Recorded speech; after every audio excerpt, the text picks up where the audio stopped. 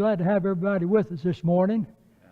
Crowd's a little sparse. We've got so many people away with the Lads to Leaders program. I didn't realize how many. I'd heard the number, but the number didn't make too big an impression on me. But when I saw the picture they're giving of all those people, I thought, man, that's a large chunk of people gone. But we're glad to have everybody here for the class. We're in the book of James. We're in James chapter 3.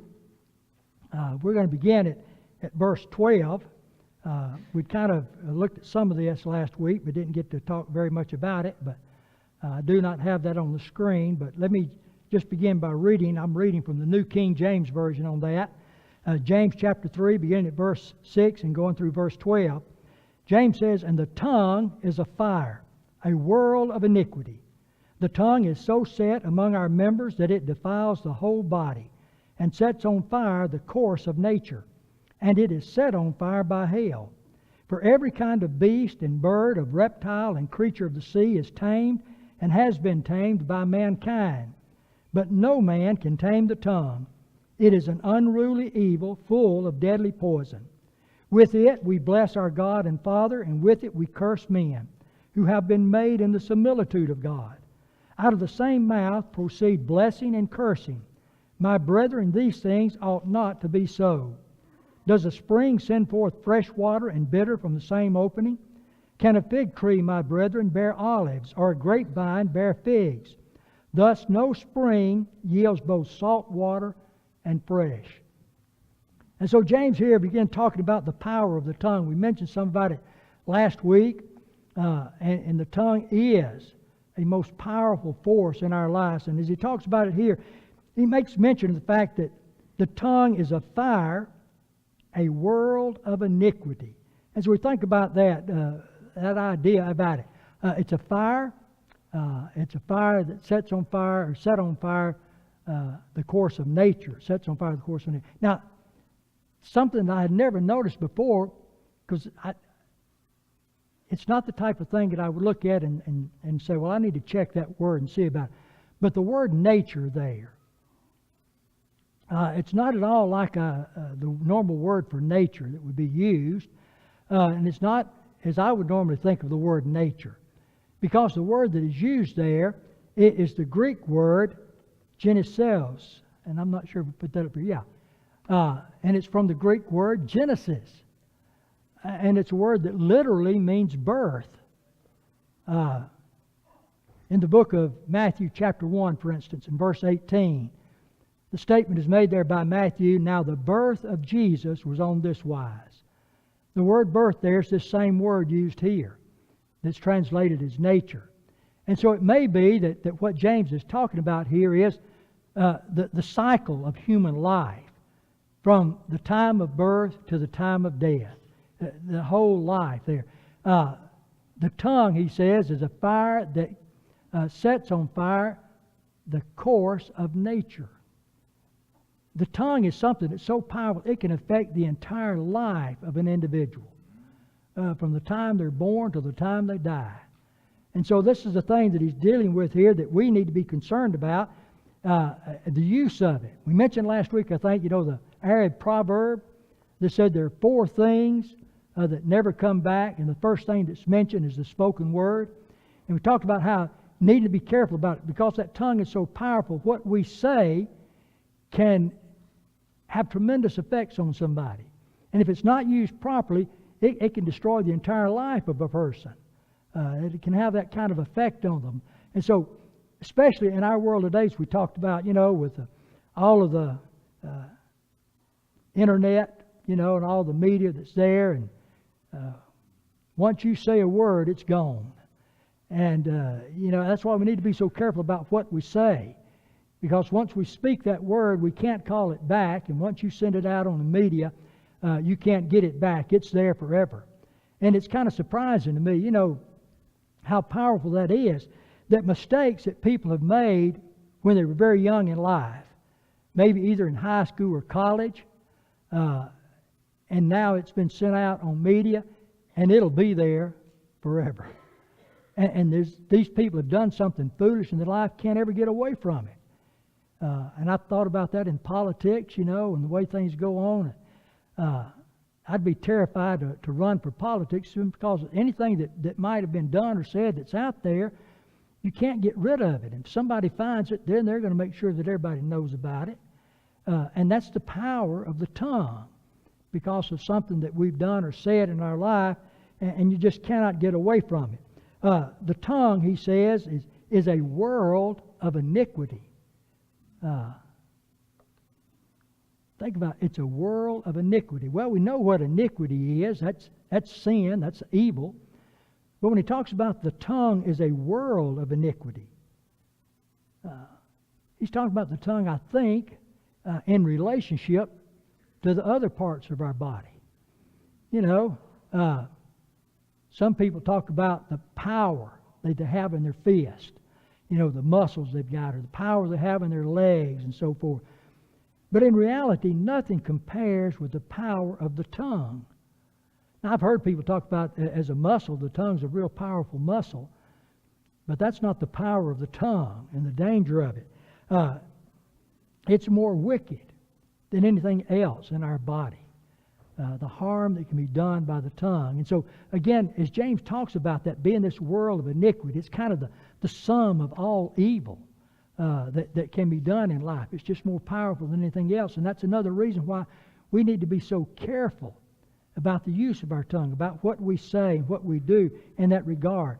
And he even goes so far as to say that the tongue is set on fire of hell. When you talk about the tongue and how when it's not used properly, it is such an evil, the only thing that seems like that James can liken it to is to the fire of hell. And the word that he uses here for hell is that word Gehenna. It's the word that is used of that eternal fire. And so, you know, if you're going to talk about the power of tongue and want to really emphasize it, and James says, listen, the tongue itself is set on fire by hell. And again, present tense, when he says it's set on fire. It's something that's continually being set on fire by hell. That tongue is so dangerous.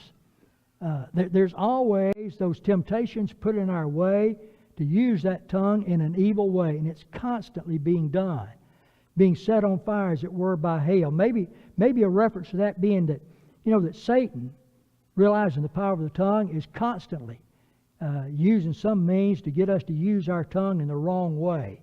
And so it's constantly being set on fire, as it were, by hell. As the things we've talked about it already that James has mentioned, he talked about how the fact that the tongue defiles the body. Now, what does that mean, to defile the body? Makes it unclean. It's been defiled. Now, if something is unclean, it's been defiled, we usually take that and we throw it out on the garbage heap.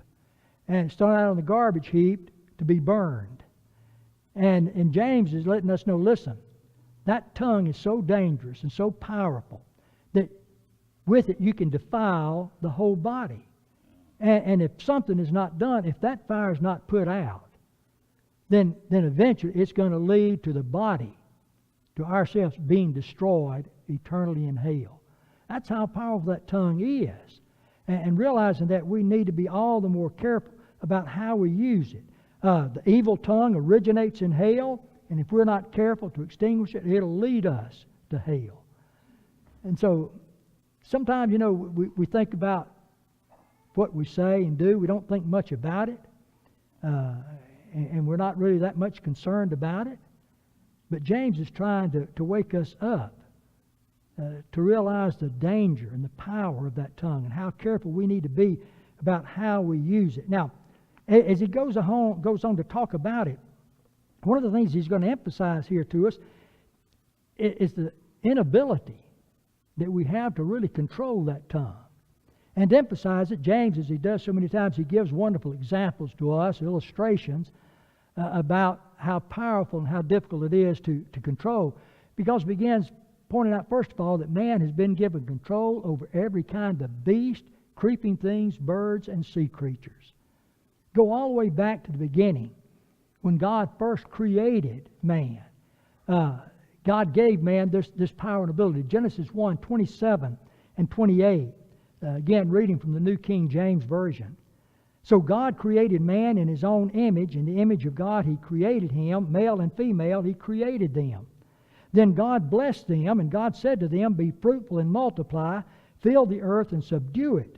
Have dominion over the fish of the sea, over the birds of the air, and over every living thing that moves on the earth.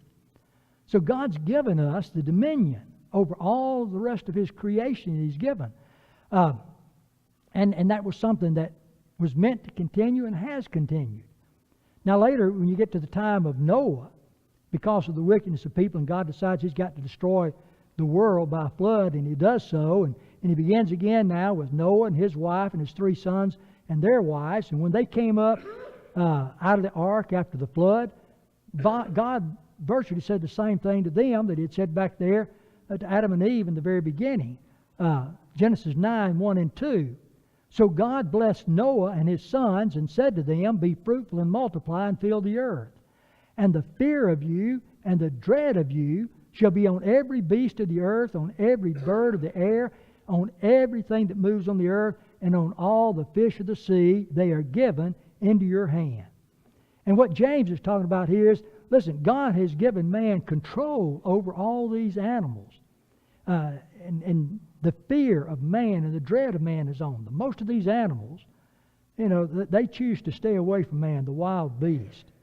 And that's kind of strange to think about it. They're so much more powerful physically we are, and yet man has been able to gain dominion over all of them. You think about it, whether you're talking about great animals of the world, I just marked down things like the lions, the elephants, or even whales, that man has gained control over them in some way. Now, control maybe in the sense that man has the ability to protect himself from these things. Even though they're much more powerful than we are, we've been given the ability to protect ourselves against them, to keep them from us so that we don't have to worry about it. Now, while man is able to do that with animals and protect himself from them, to tame them somewhat, he's never been able to do that with the tongue. Brother Guy in Woods pointed out one time, he said, you know, a person may have been able to control his tongue for a long period of time. Maybe he's gone 40 years controlling that tongue. But then in an instant, something can happen to cause him to simply explode, and that tongue begins to say things that he ought not to say, speaking out against someone or something. You know, we just never can keep it completely under control. And again, that's a reason why we need to be so careful about that. Make sure we're doing everything we can to keep it under control. And that includes, you know, realizing that continually.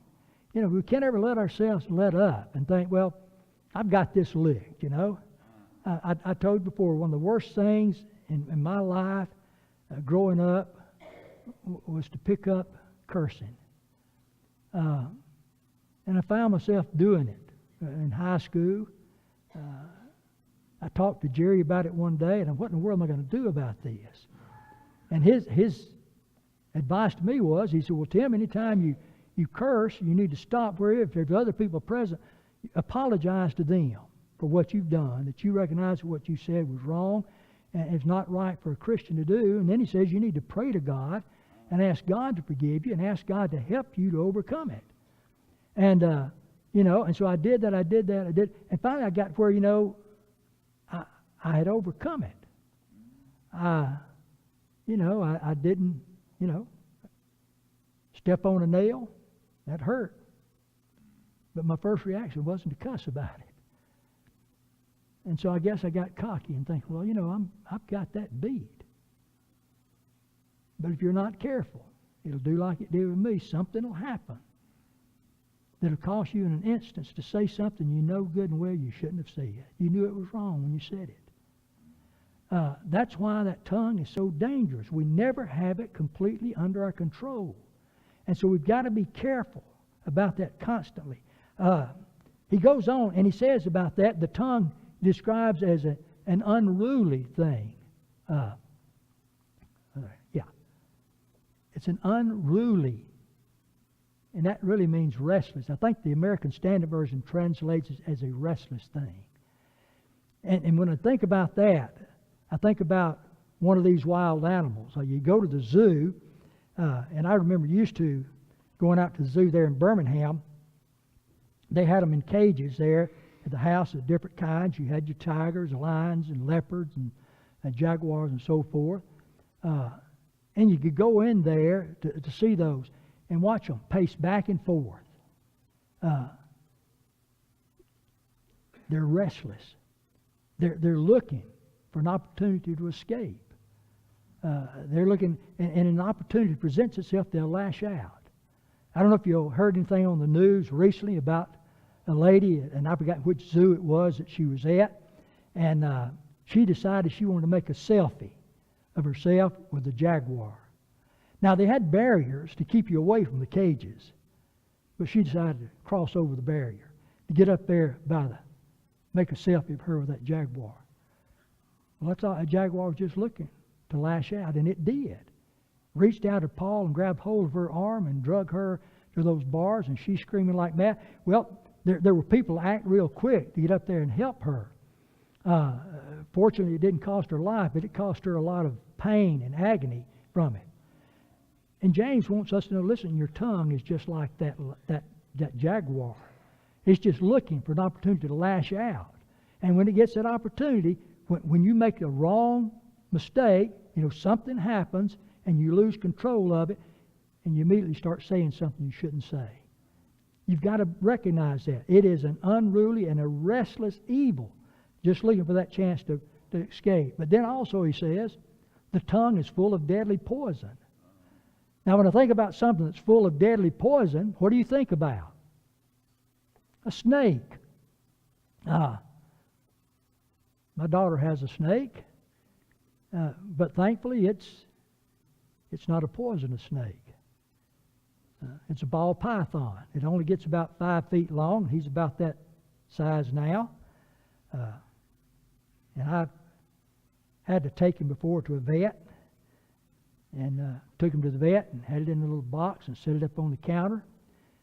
And the lady that worked there says, put that down on the floor and I'll come talk to you. She didn't want to come over there even when it was in that cage deal.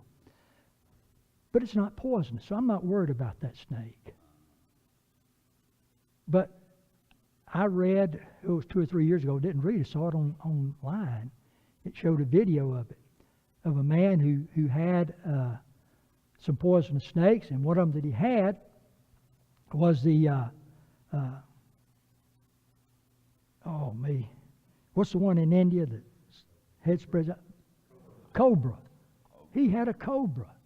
And he had worked with that thing for a lot of years, feeding it and everything. And so he opened up that cage, going to get it to change it around. And when he opened that cage, that thing immediately struck out. And he tried to move, but it got him in the stomach. Again, he lived, but he had to go through a whole lot of pain and suffering after being bit by the... Well, James says that's the way the tongue is. It's just like that snake, and it can hit out so quickly when you least expect it. You're not on your guard about it, and that tongue can unleash and saying things that it should never say. It happens to.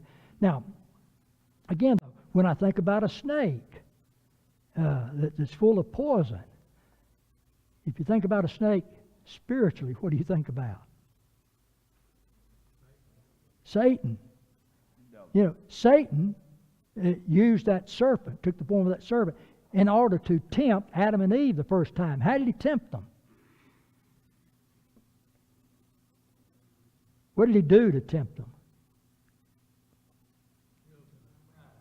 Yeah, he appealed to their pride in doing that, and in doing it, though, he lied about it. Has God said you're not to eat of that? And Eve said, he said we're not to eat or touch of it, because the day we do so, we'll surely die. And Satan said, you will not surely die.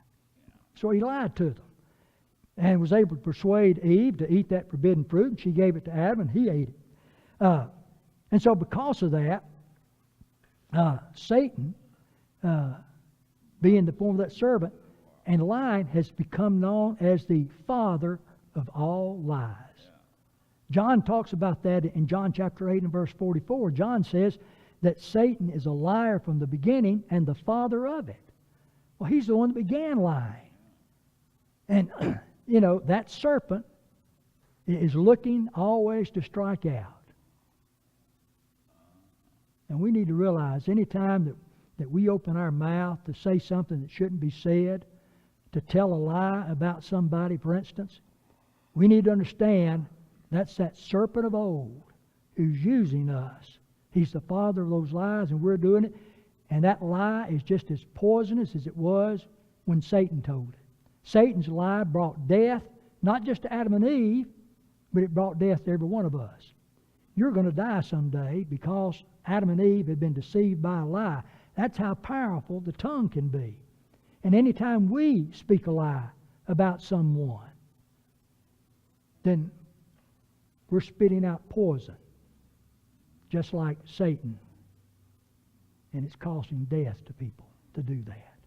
And that's how powerful it is. And so he's wanting people to understand that. You may, as mankind, we may have gained this power over all of these beasts and creatures, but we've never yet been able to control the tongue. And that's why we need to work on it. Now, as he talks about this, and I think he gets to it a little bit later on, when he talks about no man can control the tongue, no man can do it consistently. He uses the present tense that we're continually doing that. That's some people that he's talking about here. You'll get to when he talks about cursing God. We can control our tongue to an extent, but there's some people that don't try to, and they just are continually involved in that. So Satan is a liar, and when we tell lies, we're following him and his example. And then next, he goes to showing the contradictions of the tongue. Verses 9 through 12, as he talks about that. We've already looked at those verses and read those, but just to look at them again here. Talking about the tongue now, he says, with it we bless our God and Father, and with it we curse men who have been made in the similitude of God. Out of the same mouth proceed blessing and cursing. My brethren, these things ought not to be so. Does a spring send forth fresh water and bitter water out of the same opening? Can a fig tree, my brethren, bear olives, or a grapevine bear figs? Thus no spring yields both salt water and fresh.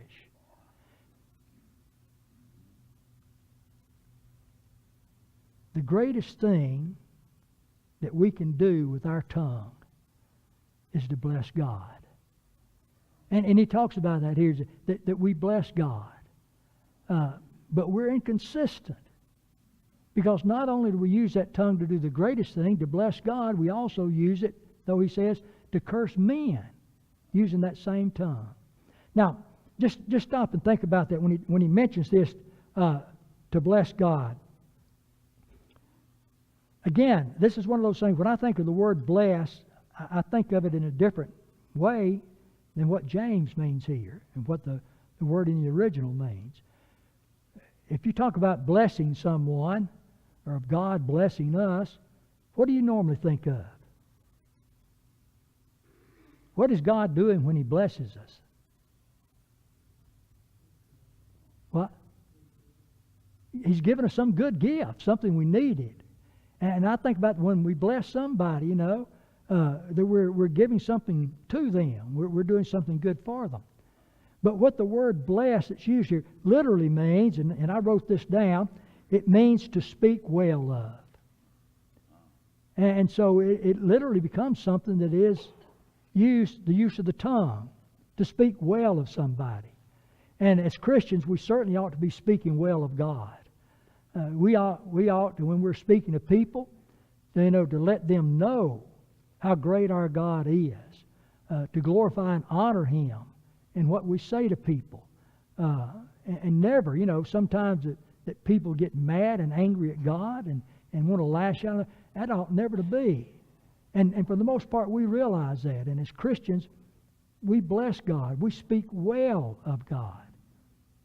But at the same time, James says we're also guilty of cursing men.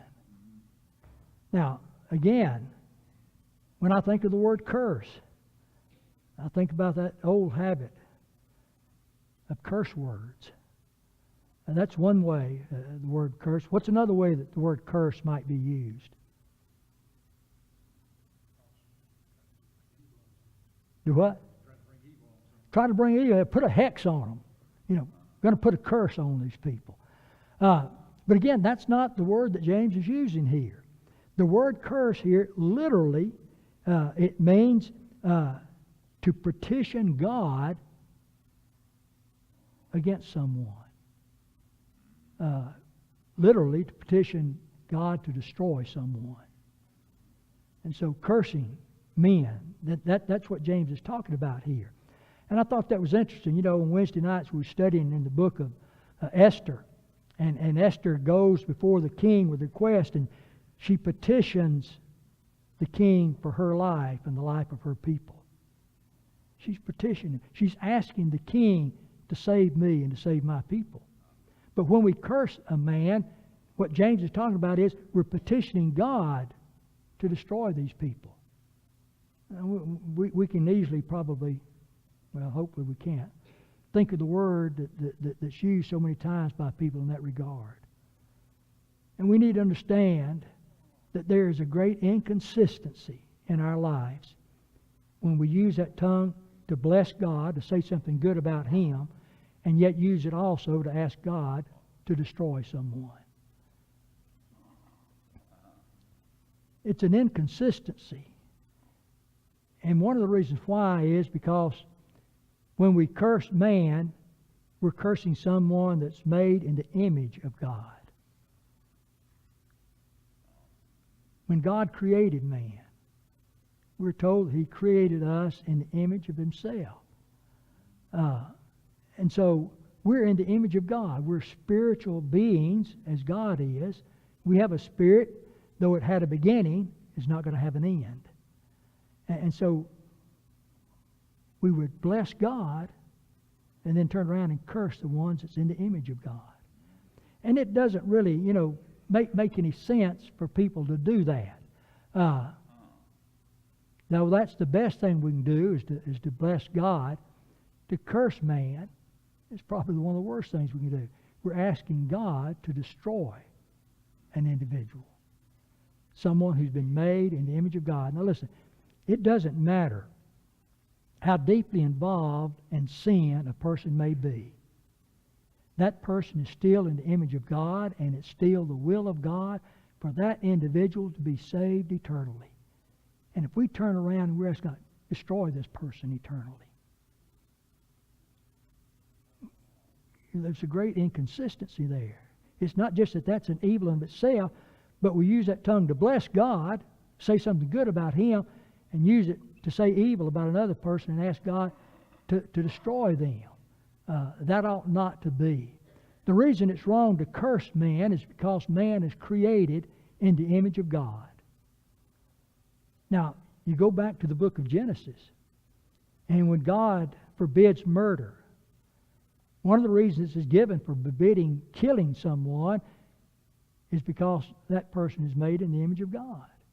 And now James says, hey, guess what? The same thing's true why you shouldn't curse someone. Because that individual is made in the image of God. Try to be consistent in your life. Bless God, bless men. And over again, the Bible indicates that. I hope I put this verse up here. Well, I'm going to get into that about contrary to nature. But let me give you one verse here. I did put that down in my notes anyway. Romans chapter 2 and verse 14. Paul said, bless those who persecute you, bless and do not curse. Now, just as we bless God, Paul said you need to bless men, even those that persecute you, those who are doing evil to you. Bless them and don't curse. Don't petition God to destroy those people eternally in hell. And the reason why that it's wrong is because everybody is created in the image of God, and God's desires for their salvation. One quick verse, and we've got about 10 more minutes to go, I think, before class ends, that I wanted to bring out, did not. 1 Timothy chapter 2 and verse 4. where Paul told Timothy of God, who desires all men to be saved and to come to the knowledge of the truth. He desires all men to be saved. You know, it's easy for us to think of some people, people we know that are really good people, not perfect, but really good people, and we think, man, I can understand that God's desire for that person is to save them eternally. But then we think about someone that's evil. You think of an individual like Adolf Hitler. Well, as evil as that man was, and in spite of all the destruction that he brought into this world, it was still the will of God that that man would come to a knowledge of the truth and be saved. And had he done so, he would have been saved. Now, but we think of somebody that's totally evil. We know, no. It's created in the image of God. And God's desire is for their salvation. But we need to recognize all of us have this problem. And there's an inconsistency. Even nature itself teaches us the inconsistency of blessing God and cursing men. Well, how does it do that? Well, he points out, he said that no spring gives forth both sweet water and bitter water. You're never going to find that in nature. It just doesn't happen that it's going to do that.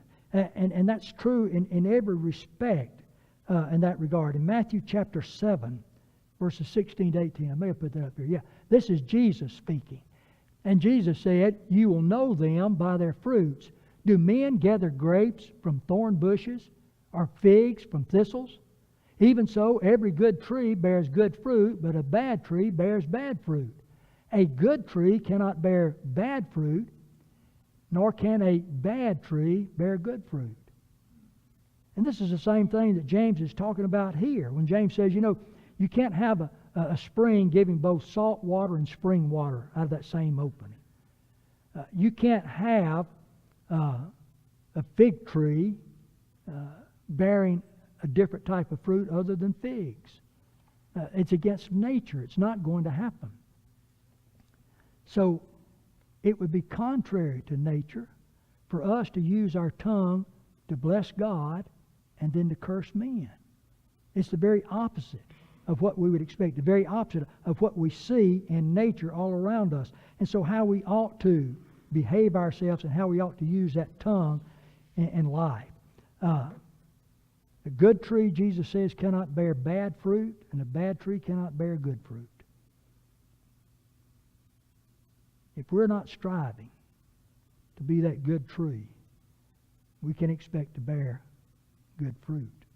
If we're a bad tree, we'll bear bad fruit in our lives. Now, the next thing that he gets to here in this chapter, and I wanted to try to get to this, is he's going to contrast true wisdom with false wisdom.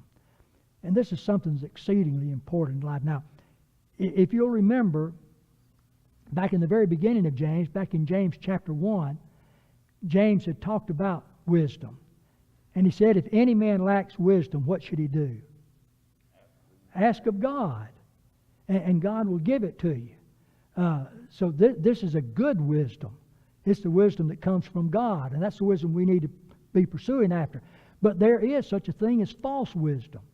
And James is going to point out the differences here between that wisdom which is good and that which is false. That which is true and that which is evil in this regard.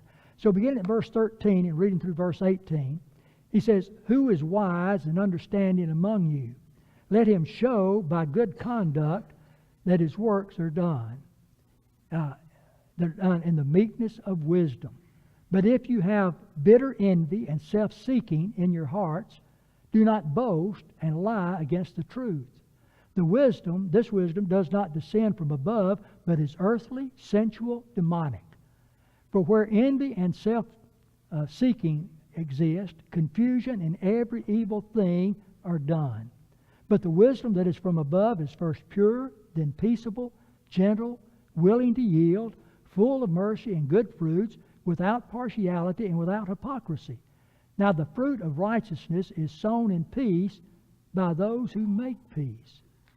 So as you begin looking at that, one of the first things that he says about it, he says, "Who is wise and understanding among you?" Who is wise and understanding among you? Now, the last chapter, James talked about two kinds of faith. He talks about a living faith and a dead faith. Now, how do you know if a faith is a living faith?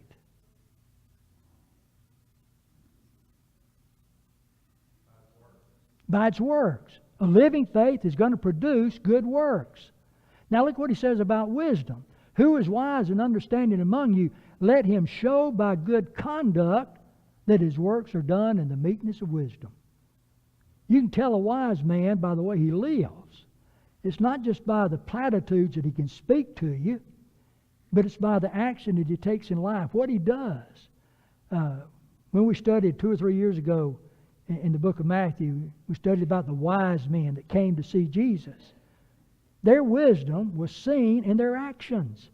And we tried to talk at that time about how that wisdom was manifested. It was manifested, in fact, that they came searching for Jesus. They didn't ask anybody else to do that for them. And now Herod was that way. Herod says, you go find him. When you find him, come tell me so I can come. No, they didn't let anybody else do the searching for them. That was a mark of their wisdom, their action. They didn't know how long they were going to be gone or how much it was going to cost them. And they spent years. When they finally found Jesus, they didn't find him while he was in the manger. They found him while he was in the house with his parents. So some time had passed. They spent a long time. That showed their wisdom. And so wisdom is manifested by our actions in life. And that's what James is talking about here, that we can recognize wisdom by that. Now, false wisdom is entirely different. False wisdom has certain characteristics. In fact, he mentions 3 things here about the characteristics of this false wisdom. Number 1, he says of false wisdom that it's earthly. So immediately, what does that tell you about false wisdom? If it's earthly.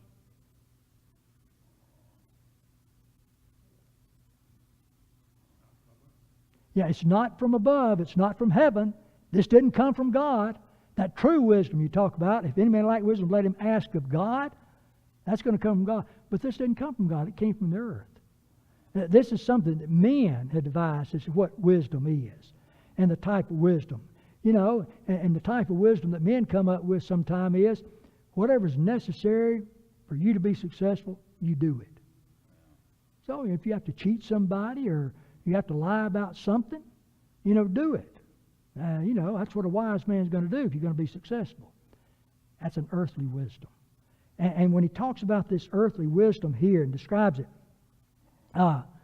it's a wisdom that's set wholly on this life. Whatever is going to be profitable for them in this life to get what they want, to be able to do what they want to do, that's what they're going to do. That's where they set their mind on. That's the wisdom they seek after. But in Colossians chapter 3, 1 and 2, what did Paul tell those Colossian brethren? Set your minds where? Set your mind on things above where Christ is. See, true wisdom, that's where it comes from. That's where you need to set your mind on. Earthly wisdom has its mind set here on this earth, on the things of this earth. Secondly, he tells us about that wisdom that it's sensual. In other words, this is a wisdom that appeals to the animal side of man, to the sensual side. It doesn't appear to the spiritual side, to the things that are right and moral and good. It's always appealing to the sensual side. Man is made up of 3 things. He's body, soul, and spirit. Now, many times the word soul and spirit will be used interchangeably. And so when they're used individually, sometimes it's hard to understand what he's talking about. You have to use the context to determine. But when the terms are used together, the word soul is usually used of the physical life. It's used of the animal side of man. And so these are the things we've got to be careful of, that we not allow ourselves to be led by that type of wisdom that's sensual. One other verse here, just very quickly, and this is going to be the end of it for today. 1 Corinthians 2:14. Paul says, "But the natural man does not receive the things of the Spirit of God, for they are foolishness to him, nor can he know them, because they are spiritually discerned. So when it comes to some people just can't understand the Bible, they don't get anything out of it, understand it, because they're looking at it through the mind of the natural man. And the word natural there is from that word suke, soul. It's looking at it from the animalistic side of man. And so they never understand it. Think about it. Just set your mind on God and His Spirit. That's right. And that's the thing that Paul talked about and that we need to do. So anyhow, our time's gone. We've got about 20 minutes before the next worship hour. The Lord willing, we'll begin at this point next time, the third thing about false wisdom, and then several things, he says, that are characteristic of the true wisdom that we need to have. Thank you very much.